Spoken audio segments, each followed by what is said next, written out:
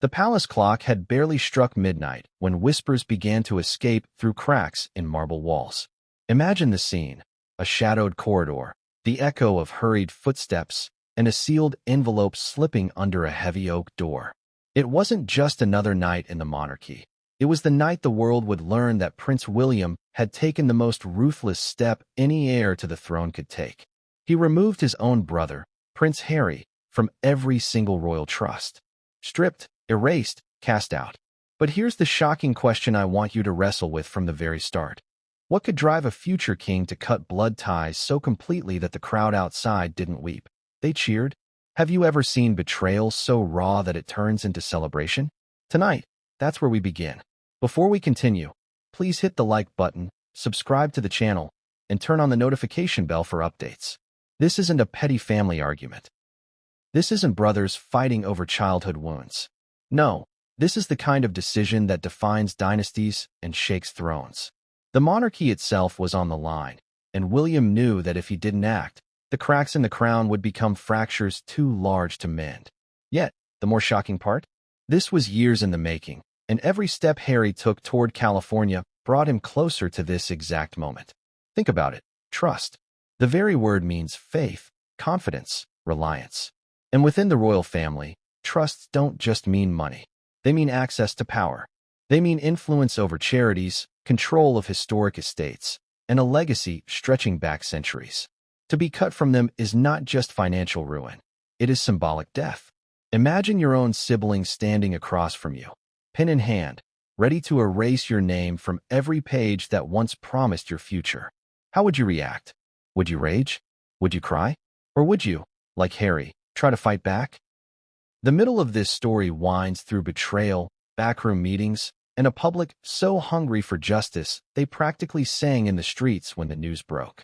For decades, Harry was painted as the spare, but this was the moment that title morphed into something darker: the expendable, the disposable. William didn't just sideline him. He closed the door and locked it from the inside. Yet, to understand why the world erupted in cheers, we need to peel back the layers of this feud. Think of it like peeling an onion. You'll cry with every slice. At the core of it lies a collection of Harry's choices: the interviews, the memoir, the whispers of secret recordings, the deals struck with Hollywood producers. Each move might have earned Harry headlines, but with every headline, he chipped away at the very crown that raised him. And William? He kept quiet. He watched. He waited. Until now. Let's not pretend William's move was easy. This wasn't just an act of royal housekeeping. It was a public execution of his brother's role in the monarchy. Imagine the irony. A man trained his whole life to embody duty and stability finally unleashes his power, and the first victim is the sibling he once played with in Kensington Palace Gardens. Do you see the contradiction? The monarchy is built on unity, yet here it was cementing itself by division. But this wasn't only about family betrayal. It was about survival. William understood something the world was beginning to whisper. Harry had become unpredictable, dangerous even, not because of violence, but because of influence. He had a microphone, an audience, and grievances. And grievances, when aired in Netflix specials or talk show confessions, can do more damage than any sword ever could. What do you think? Was Harry simply speaking his truth, or was he tearing down 1,000 years of tradition for profit? And let's not forget the most haunting part of this tale: the people's reaction. You might expect sorrow, outrage, pity. Instead, it was cheers, applause, headlines stamped in bold letters declaring victory for the crown. What does it say about a nation when they celebrate a son being cast out? Could it be that Harry's rebellion had already alienated him beyond repair? Or is there something else, something hidden, that William knew and the public sensed? Here's the twist that hooks you deeper. The removal wasn't just a single decision made in one night. It was the crescendo of months of secret planning. Documents shuffled behind closed doors. Advisors whispering in darkened hallways. Old allies of the Queen recalling her warnings. And a final moment when William realized that cutting his brother loose was the only way to save the monarchy's image. But what exactly did William see in those files, in those whispered reports, that pushed him over the edge? Picture this: Harry in California, unaware of what's unfolding in London. Meghan by his side, strategizing their next media deal. And back in the palace, the future king sharpening his pen, prepared to remove his brother forever. The contrast is cinematic. One brother basking in celebrity lights, the other sealing a destiny in candlelit chambers. Which side would you choose? The allure of freedom or the chains of tradition? And yet, even as the ink dried on Harry's erasure, the story was far from over. Because power doesn't disappear quietly, it explodes. Removing Harry from every trust wasn't the end of the war. It was the opening of a new battlefield. A battlefield where Harry's voice might be his only weapon, and William's silence might be his deadliest strategy. This introduction isn't just setting the stage. It's placing you in the middle of the storm. A storm of betrayal, brotherhood, duty, and destruction. You're about to witness the unraveling of a royal relationship so fractured that not even centuries of tradition could mend it. But remember this. Every time William struck his brother's name from a royal trust, he wasn't just punishing Harry. He was sending a message to the world. A message about loyalty. A message about the future of the monarchy. And a message about what happens when the spare dares to become the main act. So where does that leave us? With a monarchy seemingly stronger than ever, and a brother cast into exile not by choice but by decree. But don't be fooled. Beneath the applause of the public and the confident silence of William lies a truth no one has dared to speak aloud. Because the real story isn't just about what William did, it's about what he discovered. And that brings us to the cliffhanger you've been waiting for. In the depths of the palace archives, in sealed files meant never to see the light of day, William found something that made his choice inevitable. Something that explained why Harry could never again be trusted with the legacy of the crown. Something that, if it were ever revealed, might not just exile Harry from the monarchy, but from history itself. And what was it? Well, that's where the story truly begins.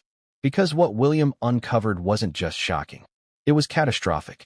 And no one, absolutely no one, saw it coming. What could possibly lie inside a sealed royal file that would push the heir to the throne to erase his own brother from history?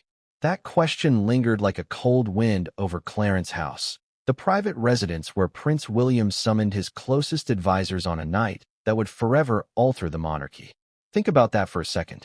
You and I may argue with siblings, even stop talking for a while. But have you ever imagined taking the step of striking their name from everything your family has built for centuries? It wasn't a decision made lightly. It wasn't impulsive. It was deliberate, cold, and methodical.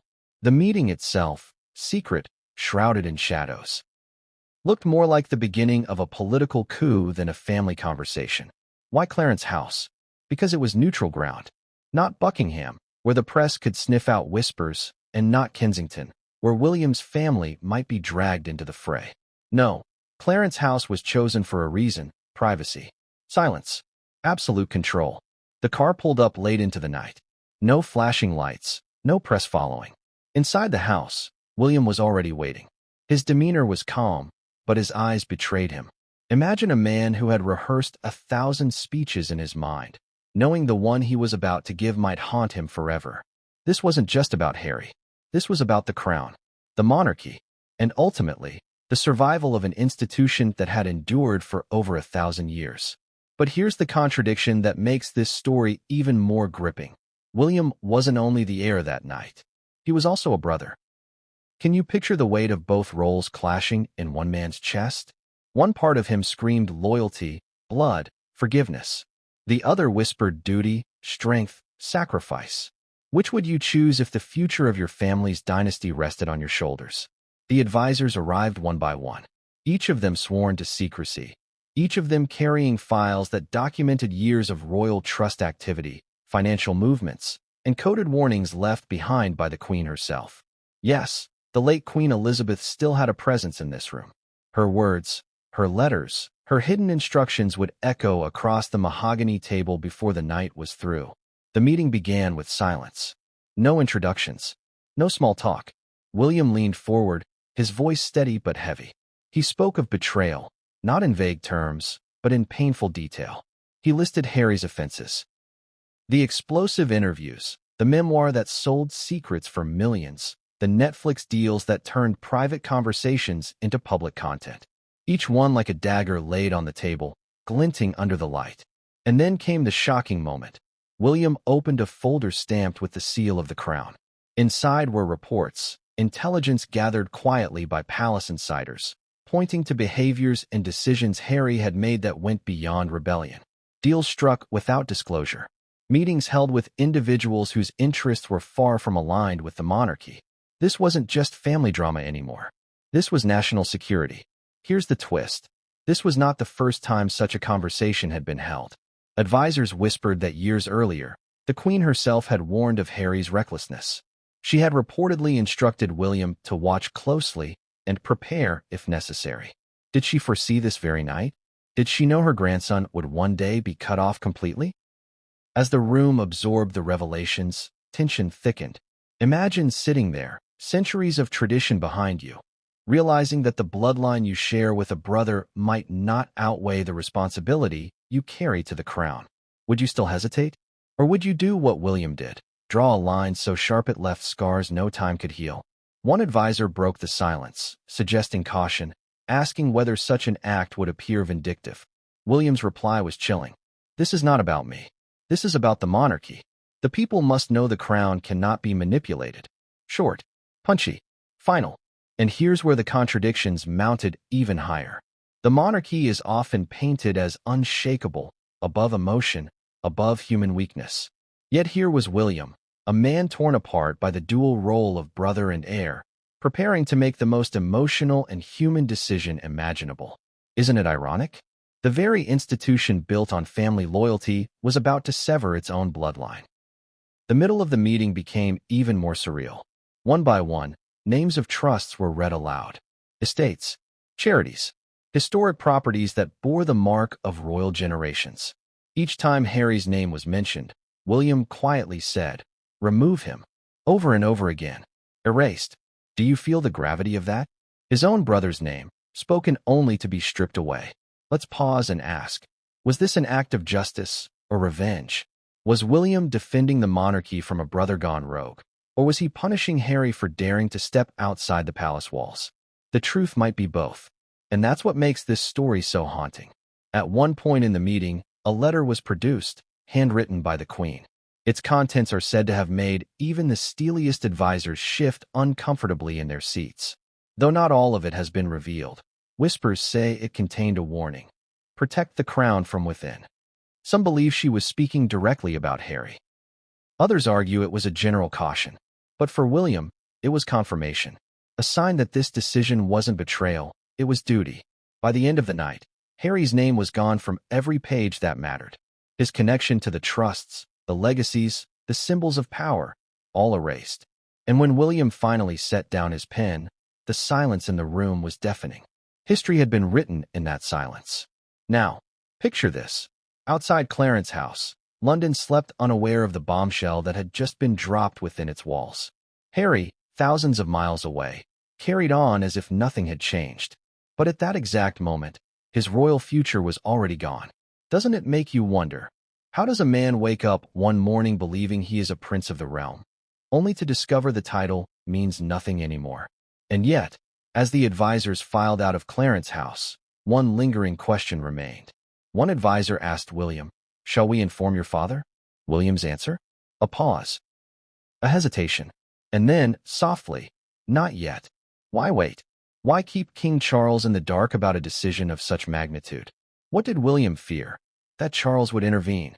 That Charles, as a father, might protect Harry? Or did William know something about his father's weaknesses that we don't? That's the cliffhanger we leave this chapter on.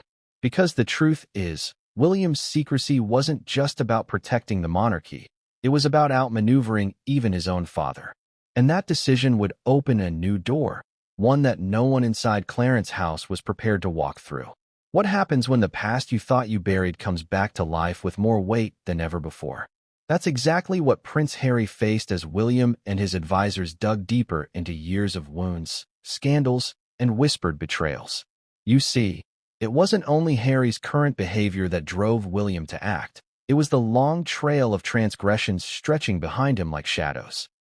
Shadows that never seemed to fade, only grow darker. And here's the thing. Every family has its troublemaker, right? Maybe it's the sibling who skips school, racks up debt, or embarrasses the family at gatherings.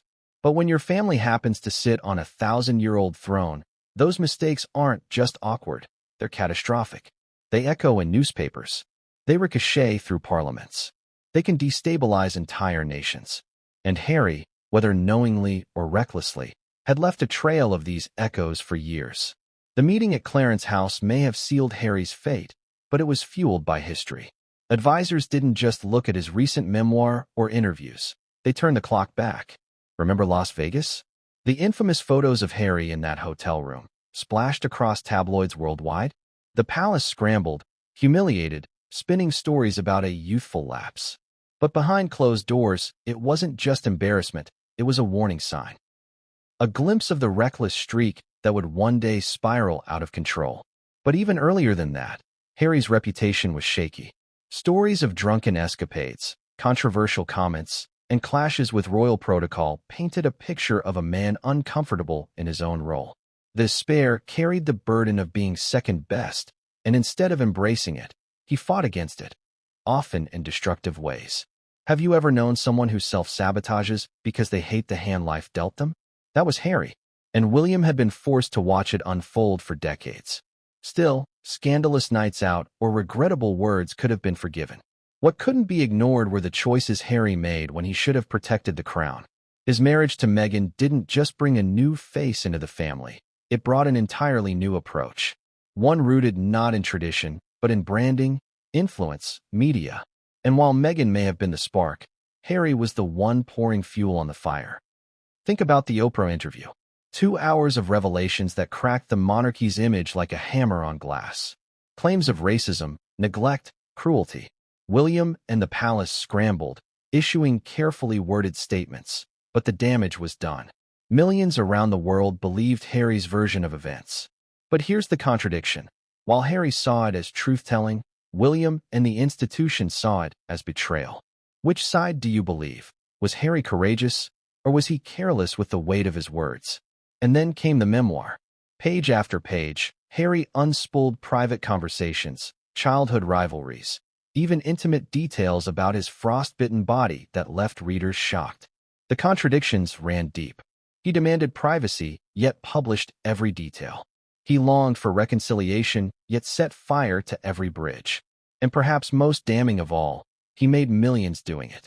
William, faced with these facts, couldn't ignore what it all meant. Harry's loyalty had been traded for profit. But here's a surprising twist that few saw coming. Behind these public scandals lay quieter, more insidious actions. Palace insiders had documented instances where Harry pursued financial deals tied to the royal name without clearance. Meetings with questionable investors. Conversations with producers hungry for royal gossip. These weren't just embarrassing, they were dangerous. They risked dragging the monarchy into conflicts of interest, even legal jeopardy. And this is where William's anger deepened into something colder. Betrayal wasn't just personal anymore, it was institutional. Harry's past wasn't only a history of mistakes, it was a record of risks, liabilities, vulnerabilities. Imagine being William, staring at pages of your brother's past, realizing it wasn't just about family drama.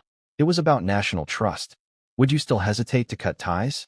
Or would you see it as survival? Let's pause and ask something uncomfortable. Do you think Harry ever realized the weight of his actions? Or was he so blinded by his resentment, his desire to carve his own path, that he failed to see how each choice pulled him further from the throne? That's the tragedy here. The boy who once walked behind his mother's coffin, capturing the world's sympathy, became the man tearing down the very legacy she fought to preserve. The middle of this chapter is where contradictions hit hardest.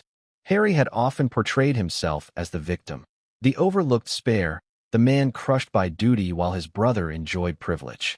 And yet, time and again, it was his own decisions that fed the narrative of recklessness. Irony wrapped around every headline. He wanted independence, but begged for royal protection. He rejected the monarchy, but clung to his titles. He criticized the family, but cashed in on his connection to them. Can you see the contradiction? Can you feel the irony? The palace advisors laid it all bare for William. The transgressions weren't isolated, they were cumulative. Each scandal was another stone on a scale tipping toward exile. And by the time William reached the end of the file, the weight was unbearable. But here's where the story takes a shocking twist. Among the documents was a note referencing something never publicly revealed. An alleged meeting Harry held in secret with individuals linked to organizations hostile to royal interests.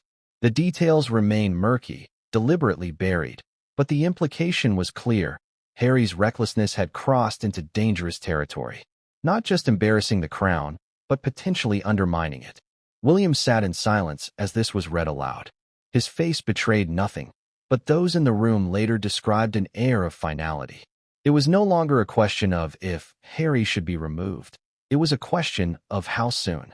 By the end of the review, William's voice carried the weight of centuries. "This isn't about mistakes," he said. "This is about patterns. And patterns destroy dynasties." Cold words, but final. Now here's the emotional punch. While William was erasing his brother's name from trusts, Harry was on the other side of the Atlantic, telling friends he still hoped for reconciliation. Imagine that irony. A man believing there was still a chance to mend fences, while those very fences were being torn down. And yet, the cliffhanger in this chapter doesn't come from William's pen or Harry's ignorance. It comes from a phrase buried in those documents. A phrase so vague, so ominous, that it left even the steadiest advisors uneasy. Unresolved matters connected to the Queen's private instructions. What did that mean? What private instructions? And why were they linked to Harry's past?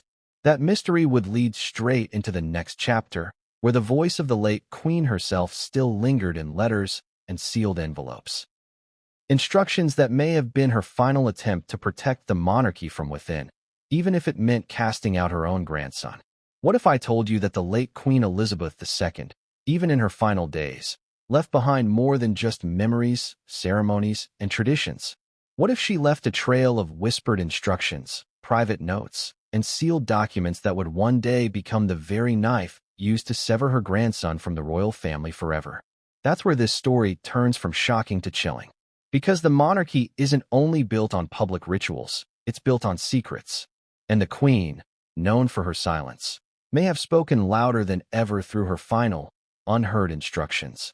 Picture the scene: a private archive within Windsor Castle, guarded not only by locks but by trust. Inside are handwritten letters, some sealed, some merely annotated with her unmistakable script. For decades, the Queen was the embodiment of discretion. She never gave interviews. She never lashed out. Her weapon was silence. But in silence, she recorded her thoughts. And it's those very thoughts that resurfaced the night William decided Harry's time in the royal trusts was over. Let's step back for a moment. When the Queen passed, the world mourned. Crowds lined streets. Bells tolled. But what most never realized is that her death also triggered a hidden protocol, a dispersal of documents meant only for select eyes. Among those chosen to read them were William, Charles, and a handful of trusted courtiers. These weren't ordinary letters. They were guidance, warnings, a roadmap for how to protect the monarchy when she was gone. Doesn't it make you wonder? Did she foresee the storm Harry would unleash? Here's where the contradiction becomes stark. In public, the Queen adored Harry. We saw the smiles, the laughter, the grandmotherly warmth. But behind closed doors, she had grown concerned. Advisors later revealed she often remarked on Harry's impulsiveness, his inability to grasp the long-term consequences of his actions. Was it love that made her bite her tongue in public, or fear that speaking openly would shatter the family sooner? One letter in particular carried weight. Written shortly after Harry and Meghan's Oprah interview, it was addressed not to Charles, but to William. The phrasing was deliberate. In times of trial, you must remember duty outweighs sentiment. Protect the institution, even if it pains you. That single line, buried in her neat cursive, was said to have echoed in William's mind the night he erased his brother's name from the trusts. Imagine the sting of reading your grandmother's words instructing you to sacrifice your own blood for the sake of a crown. Would you obey? Or would you rebel against even her? But there was more. A sealed envelope, unmarked, delivered to William after her passing, allegedly contained a list. A list of vulnerabilities within the monarchy, financial ties, personal risks, and yes, names. Harry's was among them. It wasn't an accusation, but a recognition that his path was veering dangerously away from duty. The implication was clear: watch him, guard against him. If necessary, cut him off. And yet, Here lies the irony. The Queen, who had spent her entire reign keeping the family together through sheer force of presence, was now guiding her grandson to divide it. Do you see the contradiction? A monarch who embodied unity, leaving instructions for separation. But maybe she understood something no one else did, that unity built on a crack eventually collapses. Better to cut away the weak link than to risk the entire chain snapping. The middle of this chapter becomes even more haunting when you consider whispers of an even deeper instruction. Some insiders claim the Queen left behind private counsel regarding the line of succession and the protection of future heirs. Was she worried Harry might one day use his influence to challenge William? Was she fearful of Meghan's growing hold over him, and by extension, over royal narratives? We may never know the full truth, but William believed her words gave him not just permission, but a mandate. Let me ask you, do you believe a grandmother's love can coexist with a monarch's duty? Or must one always be sacrificed for the other? The Queen was famous for compartmentalizing, for separating personal emotion from royal responsibility. Perhaps these instructions were her final act of compartmentalization, loving Harry as her grandson while condemning him as a liability. But here's the twist no one saw coming. Among the Queen's personal effects was a diary. Not official, not intended for history books, but handwritten notes to herself. In one entry, dated years before her death, she reportedly wrote, "Harry struggles. But my fear is not his weakness. It is who may guide it." Could that have been a reference to Meghan? Or perhaps to external advisors pushing him toward the media spotlight? Either way, it shows the Queen understood the danger wasn't just Harry, it was the forces around him. And this is where William found his resolve. Reading those notes, holding her words in his hands, he felt her presence guiding him. Every hesitation vanished. Because how do you argue with the wisdom of the monarch who reigned longer than any other in history? He could silence his brother, he thought, because it wasn't just his decision, it was hers. By the end of the review of her letters, William's path was sealed. What had begun as an agonizing choice now felt like destiny. Harry wasn't just betraying his brother, he was betraying his grandmother's legacy. And William, armed with her instructions, was ready to strike. But here's the cliffhanger. Not every instruction was clear. Some were cryptic, left almost like riddles. One note in particular stood out, scribbled in the margin of a document. Guard against what is unseen, for it will strike harder than what is known. Advisors debated what she meant. Was it a warning about Harry's future actions? About hidden alliances? Or was it about something far darker, buried in palace history? That single phrase haunted William. Because while he believed he had cut Harry off from the trusts, the Queen's words suggested there was still more to come. Something unseen, something waiting. And that meant the battle wasn't over. What happens when a father becomes a king, and the crown on his head forces him to choose between his two sons? That was the position King Charles found himself in. A position no parent would ever want, yet one he couldn't avoid. On one side stood William, the dutiful heir, guided by the Queen's instructions and the weight of history. On the other stood Harry, the wayward son, desperate for independence but unable to sever himself fully from the institution he claimed to despise. Imagine being Charles in that moment. Would you choose your role as a father or your duty as a monarch? The contradiction is painful. Charles had lived his entire life in the shadow of divided loyalties. His marriage to Diana was torn apart by his love for Camilla. His reign began under the shadow of public skepticism, people questioning whether he could ever measure up to his mother. And now, just as he finally settled into the throne, his own sons were tearing at the crown's edges. Duty whispered in one ear, love in the other. Which voice do you listen to when both scream for your attention? Let's set the stage. William had already convened the meeting at Clarence's house. He had acted, he had signed, and he had begun the process of removing Harry from all royal trusts. But he hadn't yet told Charles. That secrecy was deliberate, because William knew Charles's greatest weakness, his heart. Charles might bend. He might hesitate. He might try to save Harry, even at the risk of weakening the monarchy. When Charles was finally briefed, his face reportedly fell. Advisors described the room as frozen. Charles sat silently, his hand pressed to his lips, staring at the documents that confirmed Harry's erasure. Here was a father, torn apart. His younger son, the boy he once held in Balmoral Gardens, had now become a liability so great his elder son had acted without him. And yet, Charles couldn't simply rip the pages back and restore Harry's place. He was no longer just a father. He was the king. But here's the emotional contradiction that makes this moment unforgettable. Charles had always feared this very outcome. He knew Harry's fiery nature, his resentment, his hunger to be more than the spare. He had seen the interviews, the accusations, the memoir. Yet in his heart, Charles still remembered the boy who clutched Diana's hand, who mourned his mother with the world watching. Can you imagine trying to reconcile those two images, the innocent child and the rebellious adult, and then being asked to exile him? The middle of this chapter becomes even more intense when we look at how Charles reacted behind closed doors. He called William into a private audience. Advisors weren't allowed in. For hours, father and son spoke in hushed but firm tones. Sources later claimed Charles asked one question repeatedly: was this necessary? William's answer was unwavering: yes. But what makes this story even more gripping is what Charles said next.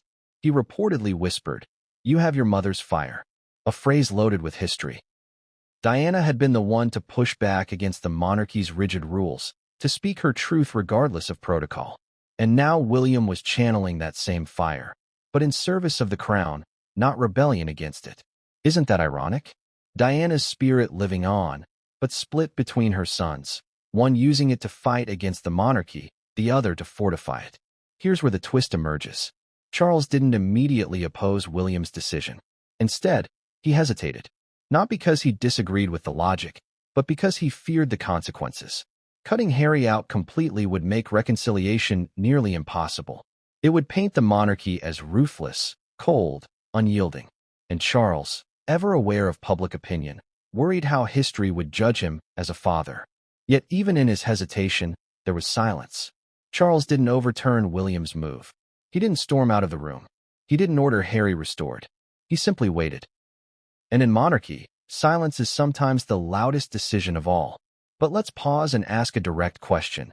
Do you think Charles's silence was weakness or wisdom? Was he hoping time would heal the wound, or was he buying space to see how the public reacted? Because here's the surprising fact. When the public heard of Harry's removal, their reaction wasn't outrage, it was applause. Crowds cheered. Newspapers declared victory for William. And Charles, watching this unfold, realized the monarchy wasn't weaker for Harry's exclusion. It was stronger. And that realization may have been the moment Charles surrendered. He knew that as a father, he wanted to save Harry. But as a king, he had to save the crown. The two roles collided, and the king won. But the story doesn't end there. Late one evening, Charles reportedly retreated to his private study in Sandringham. There, among his papers, he pulled out letters written by his mother, the same ones William had studied. And one line struck him with brutal clarity: "Protect the crown from within." For Charles, that line was no longer just advice. It was an order. By the end of this chapter, Charles had made his peace, or perhaps surrendered to inevitability. He would not challenge William. He would not reinstate Harry. The decision stood. But deep inside, a father's heart still ached. And that ache would haunt Charles, because he knew one day Harry would come calling. And when that day came, would he have the strength to say no? That's the cliffhanger we leave on. Because while William acted with resolve, Charles lingered in the shadows of hesitation. And hesitation has a cost. The question is, who would pay it first? What if the breaking point in this royal war wasn't forged in centuries of tradition, but in a California mansion with glass walls and Hollywood cameras? That's where Meghan Markle enters this story. Not just as Harry's wife, but as the woman many inside the palace whispered had pushed him further from the crown than anyone else ever could. Imagine the irony. The monarchy, rooted in centuries of English soil, brought to its knees by a duchess born across the Atlantic. Could Meghan really have been the catalyst behind William's most ruthless decision? Let's begin with a provocative question. Was Meghan the cause, or the excuse? Did William act because of Harry's recklessness alone, or because Meghan amplified it, packaged it, and sold it to the world? You see, Harry had always been impulsive, but Meghan gave that impulse a megaphone. And once their voices joined, the monarchy couldn't ignore the noise. From the moment she entered the royal family, Meghan was different. Stylish, outspoken, charismatic. But difference isn't always welcomed in the palace. Royal life is built on silence, on discretion, on never complain, never explain. Meghan did the opposite. She spoke. She explained. She complained, on international television. And while some admired her courage, others saw a dagger pointed at the heart of the institution. The Oprah interview became the turning point. For 2 hours, Meghan and Harry unloaded accusations: racism, neglect, cruelty. The monarchy, usually untouchable, was suddenly on trial before the court of public opinion. And who was at the center of it? Meghan. Her voice, her tears, her revelations. Harry sat beside her, but it was Meghan who carried the story. For William, that was unforgivable. Here's the contradiction that makes this story so haunting. Meghan claimed she wanted privacy, protection from the harshness of royal life. Yet every step she and Harry took drew them further into the spotlight. Privacy turned into documentaries. Protection turned into book deals. Silence turned into podcasts. Do you see the irony? The very things they claimed to flee became the weapons they wielded. But here's the twist. Meghan wasn't just Harry's wife. She became his strategist. Inside palace walls, advisors whispered about her influence, her ability to frame narratives, her skill at leveraging media connections. When Harry wavered, Meghan pushed. When Harry questioned, Meghan convinced. And William knew it. Which raises the question, was William removing Harry from the trusts to punish his brother, or to sever the monarchy from Meghan's reach? Think about it this way. In California, Meghan was already sketching plans. Deals with streaming giants. Book proposals. Speaking engagements worth millions. And at the center of each pitch was one thing: the royal connection. The Sussex brand was built on their titles, their access, their insider status. But what happens when you remove that? When you strip away the very foundation of their brand? That's exactly what William intended. Cutting Harry out of the trusts wasn't just about money. It was about power. It was about choking off Meghan's influence at the root. Now, let's add an emotional beat. Imagine Harry late at night, restless, uncertain. He calls Meghan into their living room, confesses his fears that William is shutting him out. Meghan, calm, poised, tells him not to worry. "We don't need them," she says. "We can build our own." Can you hear it? The confidence, the determination. And yet, behind that calmness lay a danger the monarchy couldn't ignore. And here's where the contradictions deepen. Meghan painted herself as the victim of an outdated system, but she also wielded that system's prestige to open doors in Hollywood. She claimed the monarchy suffocated her, yet she wore its titles like armor in the world of media and business. Which was the truth? Was she oppressed or empowered? Both narratives existed, and that duality was exactly what made her so unpredictable. The breaking point came with a late-night call. Palace insiders claim Meghan, frustrated with restrictions still tied to Harry's name, phoned an associate and hinted that explosive revelations were being held back, for now. The message was clear: more secrets could be unleashed if necessary. When word of this reached William, the decision was no longer optional. It was urgent. This wasn't just Meghan protecting her family. It was Meghan weaponizing information. At least, that's how it was seen in palace corridors. And William, already armed with the Queen's warnings, couldn't allow the monarchy to be held hostage. Do you think he overreacted? Or was he right to treat it as a threat? The middle of this chapter pulls us deeper into Meghan's psychology. For her, survival meant control of the narrative. She had risen from Hollywood obscurity to royal celebrity, and now she was determined never to lose that spotlight. She wasn't playing chess for short-term wins. She was building an empire. But the crown wasn't just another Hollywood rival. It was an ancient institution that didn't bend to scripts. And that clash, between a duchess with a brand and a prince with a crown, was inevitable. Let's ask directly. Do you believe Meghan underestimated William? Did she think he would hesitate, like Charles? Did she assume brotherly love would hold him back? If so, she miscalculated. Because William didn't flinch. He acted. And by doing so, he struck not just Harry, but Meghan herself. By the end of this chapter, the tension is palpable. William's pen had erased Harry from the trusts. Meghan, in California, was still unaware of the finality of it all. Harry believed reconciliation might still be possible. Meghan believed they could build a new empire regardless. But neither realized that William's move had already changed everything. And that brings us to the cliffhanger. As Meghan planned her next media step, a palace insider leaked word of her late-night call to William's circle. That leak would not only confirm William's worst fears, it would trigger the next move in this royal chess game. A move that would expose Meghan in ways she never anticipated. Who do you trust when the fate of the monarchy rests on a single decision? That was the question Prince William faced after signing the papers that removed Harry from the royal trusts. He couldn't carry the weight alone. Not entirely. To succeed, he needed allies, family members, courtiers, confidants, people willing to stand beside him in what many would call an act of betrayal, but others would hail as an act of salvation. Here's the mini-hook. What if I told you Harry wasn't just betrayed by William, but by people he thought were his allies inside the palace walls? The very family members who once smiled at him across gilded tables were now whispering against him in candlelit corridors. That's the irony of monarchy. It's not just about blood. It's about loyalty. And loyalty doesn't always follow bloodlines. Let's start with Princess Anne. Known as the hardest-working royal, sharp, blunt, and fiercely protective of the institution, and had little patience for Harry's antics. In private meetings, she reportedly told William, "Do it now. Don't wait." Can you hear the steel in that? A sister advising her nephew to cut out his own brother, like a surgeon removing a diseased organ. Anne's logic was simple. The monarchy survives only when weak links are severed. To her, Harry was a weak link. And then there was Camilla, the queen consort. Her role is more complicated, layered in irony. For decades, Camilla was the outsider, the woman blamed for the breakdown of Charles and Diana's marriage. She knew what it was to be despised, distrusted, doubted. Yet, even she sided with William. Why? Because she recognized the danger of an outsider shaping royal narratives. Meghan's rise reminded Camilla too much of her own struggles. Except Meghan wasn't content to survive. She wanted to dominate.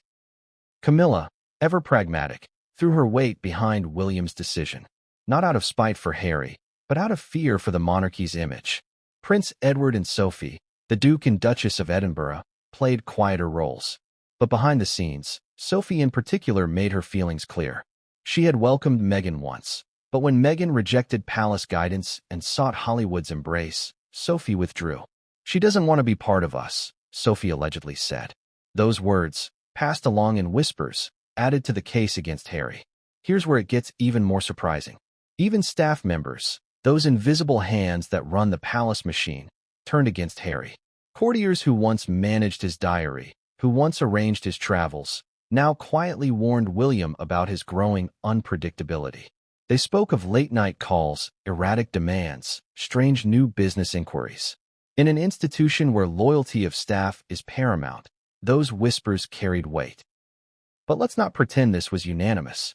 There were voices of hesitation too. A few courtiers warned William that the public might see this as cruelty, that stripping Harry so completely could backfire.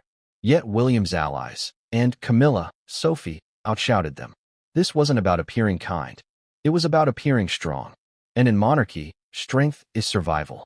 The middle of this chapter paints a vivid picture of palace politics. Imagine a boardroom, but instead of businessmen in suits, it's royals in tailored coats and tiaras, arguing not about profits, but about blood. Each one weighing not just what was right for the crown, but what was right for themselves. Because here's the uncomfortable truth. In monarchy, personal survival and institutional survival are often one and the same. Let me ask you directly. Have you ever had friends or family who supported you in public but betrayed you in private? That's what Harry faced. Except in his case, the betrayal wasn't whispers over dinner. It was signatures on documents that erased him from his birthright. And here's the twist. One ally Harry thought he had, an extended family member who had long defended him, quietly switched sides. Their name hasn't been publicly revealed, but insiders say their testimony about Harry's reckless financial ventures was what tipped the balance in William's favor. Imagine the sting of that. A confidant turning informer. A lifeline becoming a noose. Now let's inject a contradiction. The monarchy projects unity at all costs. The firm must always look solid, unbreakable. Yet behind closed doors, it was a family tearing itself apart. Publicly, smiles and waves. Privately, knives and whispers. Isn't it ironic that an institution built on pageantry and togetherness is held together by secrets and betrayals? By the end of this chapter, William had his coalition. He wasn't standing alone as a brother cutting off a sibling. He was standing as the head of a faction, backed by senior royals and seasoned courtiers, united in one belief. Harry had to go. And with that unity came momentum. Momentum that no hesitation from Charles could slow. But here's the cliffhanger. Among William's allies was one who harbored their own secret, one that could shatter the monarchy if it ever came to light. And in siding with William, this ally wasn't just protecting the crown. They were protecting themselves. The question is, what secret were they hiding? And what would happen if Harry discovered it? What happens when a family feud spills into the streets, and instead of mourning, the public erupts into cheers? That's exactly what unfolded across Britain the moment the news broke. Prince William had removed his brother, Prince Harry, from all royal trusts. You'd think the world would gasp in horror, right? A brother erasing another brother, the monarchy cutting its own bloodline. But no. That day, something strange and historic happened. The British public cheered. Imagine the scene. The gates of Buckingham Palace, usually silent except for tourists snapping photos, suddenly alive with voices. Crowds gathered, waving flags, chanting William's name. Headlines screamed across tabloids, "William acts. Harry out forever." Television anchors spoke in astonished tones, yet their words were drowned out by the roar of approval echoing through city streets. London, Edinburgh, Cardiff. All across the kingdom, people were celebrating what should have been a tragedy. Doesn't that contradiction make you stop and think? Why were the people cheering exile instead of mourning it? Here's the emotional twist. Britain has a long memory. And for years, Harry's image had shifted from beloved rogue prince to bitter outcast. Once, he was the soldier, the cheeky royal who gave the monarchy a touch of humanity. But scandal after scandal, interview after interview, memoir after memoir, he had chipped away at the nation's patience. The Oprah revelations, the accusations of racism, the Netflix specials exposing family secrets. To many Britons, Harry wasn't just hurting the crown. He was hurting them. The monarchy, after all, isn't just a family. It's a national identity. And so when William acted, it felt to the public like justice, like protection, like payback. But there's irony here. The same crowds that once wept for Harry walking behind Diana's coffin were now cheering his downfall. Do you see how history flips on itself? The boy they once pitted had become the man they rejected. And yet, in their cheers, you could still hear a faint echo of sorrow. Because while they applauded William, they also mourned what Harry could have been. The middle of this chapter is where the energy explodes. Imagine pubs in Manchester buzzing with conversations, voices raised over pints of beer. Good on William, finally showing strength. In Birmingham, chants of "Long live the King" mingled with "We stand with William." On social media, hashtags trended worldwide. Hashtag Harry out. Hashtag Team William. Hashtag Protect the Crown. Memes mocked Harry, photoshopping him as a Hollywood reject while William was depicted as a king in waiting. It was messy, brutal, and yet it galvanized a nation. Let me ask you directly. When was the last time you saw a people cheer for exclusion rather than inclusion? Doesn't it make you wonder if this wasn't just about Harry at all, but about something deeper? Perhaps it was about the people's hunger for stability, their exhaustion with drama, their need to believe that the monarchy still stood for order in a chaotic world. And yet, the contradiction was everywhere. While the public cheered, voices abroad cried foul. In America, media personalities rushed to Meghan and Harry's defense, painting William as cold, ruthless, power-hungry. The same act that made Britain cheer made Hollywood sneer. But inside Britain, the approval was undeniable. Crowds lined outside Windsor Castle, not in protest, but in celebration. Some even left flowers, not for Harry, but for William, thanking him for his courage. Can you picture that? Flowers laid for a man cutting off his brother. The symbolism is staggering. Here's the surprising fact that turned the cheers into thunder. Opinion polls skyrocketed. William's approval ratings surged, while Harry's plummeted to all-time lows. For the first time, the divide was no longer just a family matter. It was public consensus. The people had chosen their prince, and it wasn't Harry. But this chapter also digs into emotional beats. Not everyone cheered with joy. Some older Britons, remembering Diana's warmth, wept quietly. They asked themselves, what would she think of her boys now? Would she applaud William's resolve, or break at the sight of her sons divided? That haunting question lingered in the air, softening the edges of celebration with a touch of grief. Now picture the contradiction in Harry's world. While crowds in Britain celebrated his removal, he was thousands of miles away in California, enjoying a sunny day with Meghan, unaware of the thunder rolling across the Atlantic. Imagine waking up to a world where your homeland cheered your erasure. How would that feel? Betrayal? Fury? Or heartbreak? The cheers weren't just noise. They were a message. A message that the monarchy was bigger than one man, bigger than one brother, bigger than Harry's grievances. The public had made their verdict. William was their protector, Harry their betrayer. And with every cheer, William's resolve hardened, while Harry's isolation grew. But here's the cliffhanger. Just as Britain celebrated, another sound began to echo. Not cheers, but murmurs. Murmurs from overseas allies, from Commonwealth nations, from leaders who questioned what this exile meant for the future of the monarchy worldwide. The cheers in Britain were loud, but the whispers abroad could not be ignored. And so, as William basked in the glow of public approval, a new question emerged. Had he truly secured the crown, or had he ignited a global storm that would test the monarchy like never before? What happens when a family feud stops being a private affair and instead sends ripples across the globe? That's what William's decision did. In Britain, the public cheered, newspapers splashed triumphant headlines, and William stood taller than ever. But outside those borders, the reaction was far more complicated, and in some places, far more dangerous. This wasn't just about a brother cut off from royal trusts. It was about how the world now saw the monarchy, and whether the crown could survive under global scrutiny. Here's the mini-hook. Imagine crowds in London chanting William's name while, at the very same moment, television anchors in New York, Sydney, and Cape Town shook their heads in disbelief. That contradiction tells you everything. At home, William was a hero. Abroad, the story became something else entirely. Betrayal, cruelty, even tyranny. Which was true? Was William the savior of the monarchy, or the executioner of his brother? Let's start with the United States. America had already become Meghan and Harry's second home. From Montecito to Manhattan, they were embraced by celebrities, talk show hosts, and activists. When news of Harry's removal hit, U.S. media framed it as a cold, calculated betrayal. Talk show hosts called it the final nail in the coffin of brotherhood. Influential columnists accused William of being jealous, insecure, unable to tolerate Harry's independence. Do you see the irony? The same act that cemented William's strength in Britain made him look weak in America.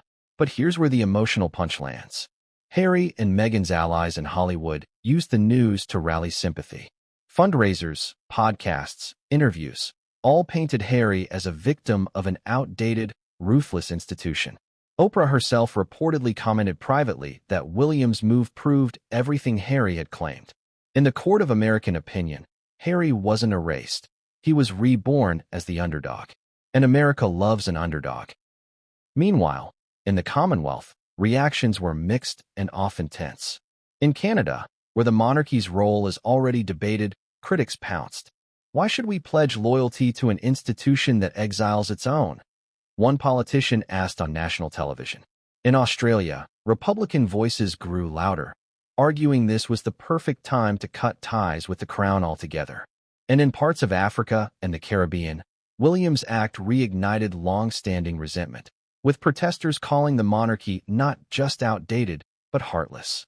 Doesn't it strike you how one decision in London can stir old wounds continents away? And yet, here lies the contradiction. While politicians debated and activists protested, ordinary people across many Commonwealth nations also saw William's decision as proof of leadership. They admired his resolve, his ability to put duty above sentiment. That's what a king must do, one Canadian columnist wrote. So which was it? Ruthless cruelty or necessary strength?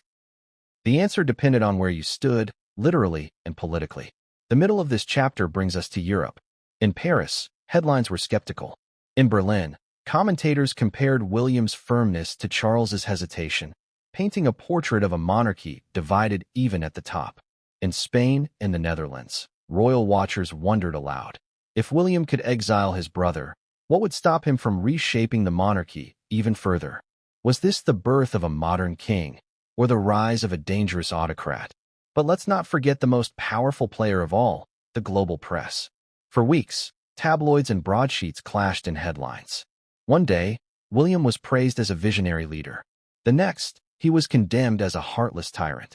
Social media turned into a battlefield. Hashtags like #HarryForever and #TeamWilliam trended simultaneously. Videos of British crowds cheering were spliced against clips of American commentators weeping for Harry. The world wasn't just watching. They were taking sides. Here's the twist that few saw coming. Behind the scenes, diplomats began asking quiet questions. Would Harry's removal destabilize the monarchy's soft power abroad? Could it weaken Britain's influence in countries where royal symbolism still mattered? One leaked memo even suggested that William's decision could complicate trade negotiations in nations with strong Republican movements. Imagine that, family drama in Windsor Castle altering international economics. That's how far the ripples spread. But here's the emotional irony. As the world debated, Harry himself seemed more isolated than ever. In California, surrounded by wealth and celebrity, he was still exiled. The cheers in Britain and the sympathy in America didn't fill the gap left by the crown. He was caught in a limbo, too royal to be ordinary, too exiled to be truly royal. Can you picture the loneliness of that? Surrounded by applause, and yet utterly alone? And what about Meghan? For her, the global reaction was a victory. America's embrace proved her point, that the monarchy was cruel, cold, unwelcoming. But victory comes with a cost. The louder the global defense of Meghan and Harry grew, the more entrenched William became. He couldn't afford to reverse his decision. To the world, it was drama. To William, it was destiny. Now let me ask you directly, do you think the monarchy can survive in a world where its every move is judged by millions online? Where a decision meant to show strength at home sparks rebellion abroad? Or is this the paradox William must now live with, that protecting the crown in Britain means risking it everywhere else? And that brings us to the cliffhanger. Just as William believed he had secured stability at home, an international journalist uncovered a detail buried in those sealed documents. A detail about Harry's removal that had never been meant to go public. A detail so explosive it threatened to turn global sympathy into global outrage. What does a man do when the world he once called home slams its doors shut? When his name, once written in stone, is scrubbed from the very trusts meant to carry his legacy forward? For Prince Harry, the answer was desperation.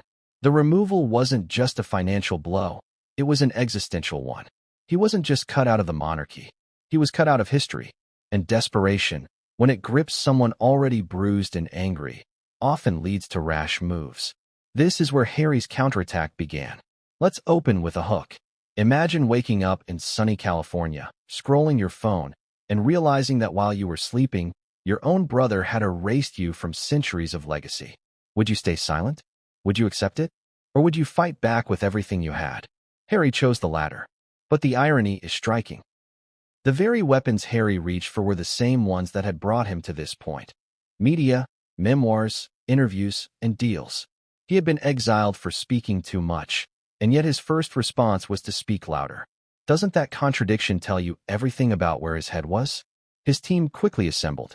Meghan at his side, publicists on speed dial, legal advisors buzzing in and out of Montecito.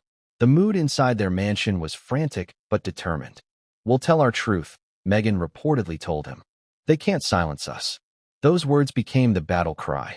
Harry's first move was to draft new media deals. Streaming platforms, hungry for exclusives, circled like sharks smelling blood. Insiders say Netflix pitched a follow-up to their docuseries, framed as Harry's response to betrayal. A major U.S. publisher reportedly dangled millions for another book.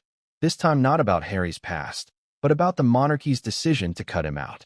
Can you see the irony? The crown cut him off for monetizing secrets, and his answer was to sell even more. But here's the emotional beat. Beneath the bravado, Harry was unraveling. Friends say he raged at William in private conversations, calling him cold, heartless, even a traitor to Diana's memory. He told one confidant, she'd never have wanted this. Never. Whether that's true or not, the pain was real. The boy who once clung to his brother for comfort after Diana's death now saw him as the executioner of his royal identity. The middle of this chapter dives deeper into Harry's attempts to claw back relevance. He ramped up charity appearances in America, carefully staged to show him as compassionate, grounded, still a prince of the people. Yet even here, contradictions followed. Critics pointed out that his events were filmed, photographed, monetized. Every act of charity looked suspiciously like content creation. Was he helping or branding? And then came the legal maneuvers. Harry's lawyers explored challenging his removal from the trusts, arguing technicalities and fairness. But the monarchy had airtight protections. The trusts weren't just family piggy banks. They were legally structured, centuries-old institutions with clauses designed to outlive wars, revolutions, and betrayals. Harry didn't stand a chance. Still, the attempt signaled his mindset. He wouldn't go quietly. Here's the twist. In his desperation, Harry began reaching out to allies he hadn't spoken to in years. Friends in the military, contacts in charity networks, even sympathetic journalists in Britain. Some listened. Most turned him down. The same man who once drew crowds of adoration now found doors closing. The palace's grip was too strong, William's approval too high. Harry was discovering the cruelest truth of all. Once the monarchy decides you're out, there's no easy way back in. But Meghan wasn't ready to give up. She strategized new angles, focusing less on Harry's victimhood and more on their children's future. They can't erase Archie and Lilibet, she insisted. The implication was clear. If Harry couldn't fight his way back, perhaps the children could carry the torch of legacy. This line of thinking both terrified and infuriated palace insiders. Because in their eyes, the removal wasn't just about Harry. It was about preventing his branch of the family from anchoring itself into the monarchy's future. Now let's ask the audience directly. Do you think Harry's desperation was noble, a man defending his family, or selfish, a prince clinging to power he had already abandoned? That's the contradiction at the heart of this chapter. To some, Harry was a fighter. To others, he was proof that exile hadn't humbled him, only made him hungrier. And then came his most shocking move. Advisors close to William leaked that Harry had quietly considered writing letters directly to Commonwealth leaders, framing his removal as unjust and appealing to them for support. Can you imagine the chaos if that had gone through? A prince bypassing his own brother and father, appealing to foreign powers to intervene. Whether he followed through or not remains debated. But the very idea terrified the palace. Because once you play politics outside the palace walls, you risk becoming something worse than an exile. You risk becoming a rival. But here's the cliffhanger. Just as Harry was preparing his next move, believing he still had cards to play, William revealed his own counter-strategy. A strategy so meticulous, so devastating, that it anticipated Harry's every option and left him cornered. Harry thought he was launching a counterattack, but he was walking straight into William's trap. The moment had arrived. William had spent months behind closed doors, orchestrating what insiders called the ultimate safeguard. Every detail, every contingency, every possible angle of Harry's retaliation had been anticipated. And now, in one swift and shocking move, William executed the final phase, the total revocation of Harry's rights and access to all royal trusts. Not just a removal from one or two, but every single trust tied to the family's wealth and legacy. This wasn't a symbolic act. This was a total erasure. The mini-hook. Imagine watching a lifetime of privilege, access, and influence vanish in an instant. Imagine the account numbers, the legal documents, the centuries-old provisions, all gone. That's what Harry felt as the official letter landed on his desk in Montecito. The envelope, simple and white, carried more than words. It carried the weight of history, family, and a legacy he was no longer permitted to touch. Let's start with the immediate reaction. Harry's initial response was shock. Wide-eyed, almost paralyzed disbelief. Then came anger, followed by a sense of betrayal, so deep it burned through every rational thought.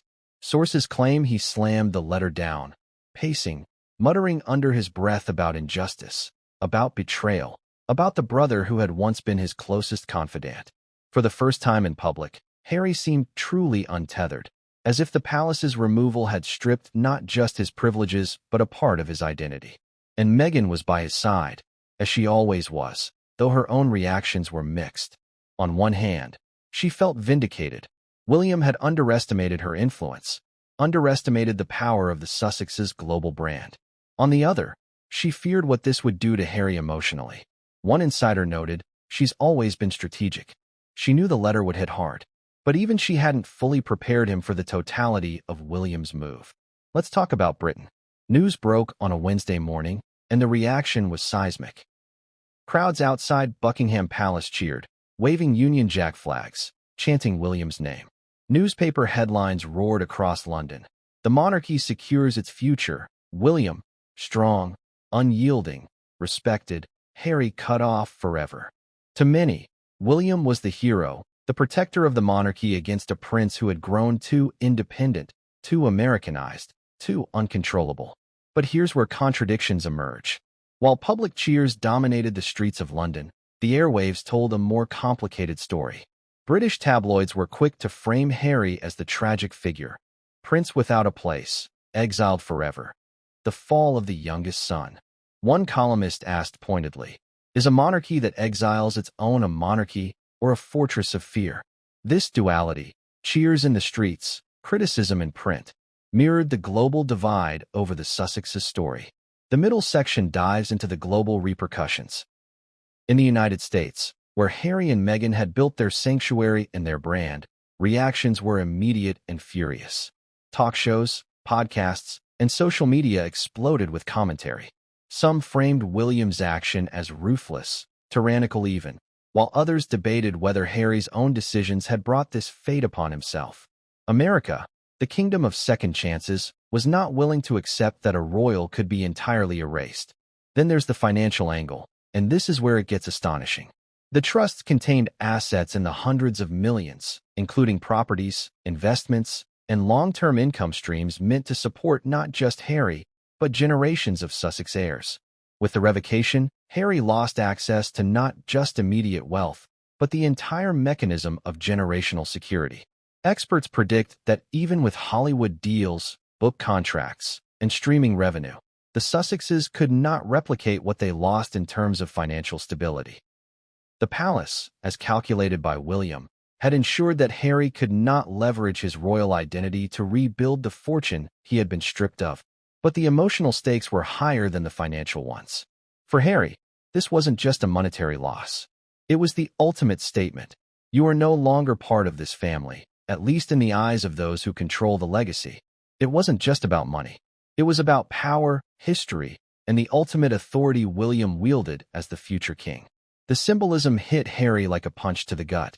Imagine being denied access to not only the wealth, but also the history and influence of your own family. The humiliation was complete. And let's not forget the Commonwealth and international perception. Leaders in Canada, Australia, and New Zealand were reportedly briefed about the final revocation before the public announcement, a move meant to prevent diplomatic fallout. But the news still spread like wildfire, prompting a mixture of fascination, outrage, and opportunism in media around the world. Internationally, William's image was split between decisive monarch and ruthless brother. Was he protecting the crown, or was he enacting a personal vendetta? Then came the social media storm. #HarryOutForever trended alongside #TeamWilliam. Video clips of London crowds were paired with screenshots of Harry speaking on a US podcast, decrying the monarchy's coldness. Fans of the Sussexes launched campaigns to counter the narrative, sharing old moments of Harry's generosity, charity work, and personal integrity. For every cheer in London, there was a counter-cry in Los Angeles, New York, and across the internet. The world had become a stage for this family drama, and no one, not even the monarchy, could control the narrative completely. Here's the human contradiction.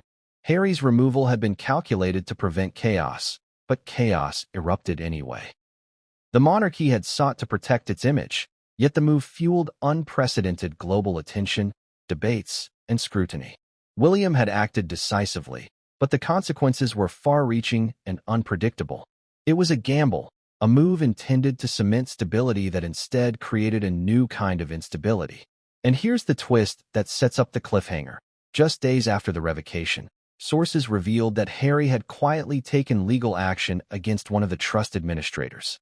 The suit wasn't public, but it was serious, alleging mismanagement, unfair procedure, and a breach of fiduciary duty.